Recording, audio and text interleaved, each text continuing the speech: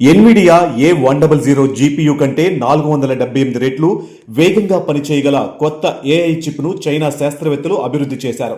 ఈ brain inspired computer chip భవిష్యత్తులో Alzheimer's వంటి మెదడు వ్యాధుల పరిశోధన, బ్రెయిన్ కంప్యూటర్ ఇంటర్ఫేస్ టెక్నాలజీ, అలాగే మెదడు శస్త్రచికిత్సల ప్రణాళికలో కీలక పాత్ర పోషించే అవకాశం ఉందని నిపుణులు చెబుతున్నారు.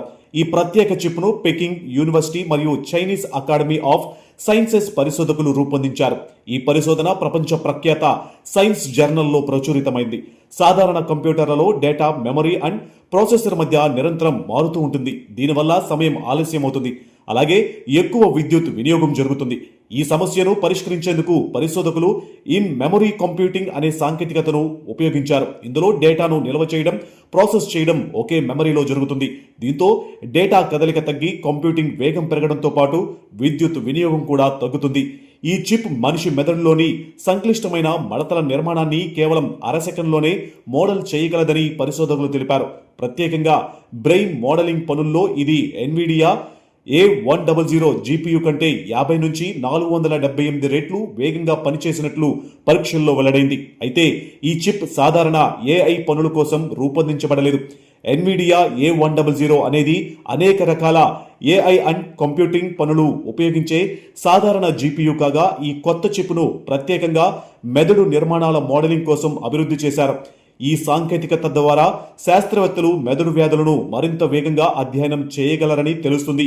ముఖ్యంగా ఆల్జీమర్స్ వంటి నాడీ సంబంధిత వ్యాధులపై పరిశోధనలు, వ్యక్తిగత మెదడు నమూనాలు లేదా డిజిటల్ బ్రెయిన్ ట్విన్స్ తయారీ, అలాగే మెదడు ఆధారిత వైద్య చికిత్సల అభివృద్ధికి ఇది సహాయపడే అవకాశం ఉంది.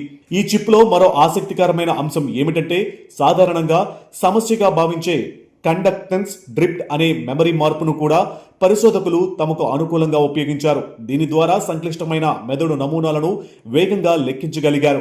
జర్మనీకి చెందిన శాస్త్రవేత్తలు కూడా ఈ పరిశోధనను ప్రశంసిస్తూ భవిష్యత్తులో ఈ technology medical imaging, robotics, embedded AI వంటి రంగాలలో ఉపయోగపడే అవకాశం ఉందని తెలిపారు. మొత్తానికి ఈ కొత్త చిప్ సాధారణ జీపీయూలకు ప్రత్యామ్నాయం కాకపోయినా ప్రత్యేకమైన శాస్త్రీయ పనుల కోసం రూపొందించిన హార్డ్వేర్ ఎంతటి వేగాన్ని అందించగలదో ఇది చూపించింది.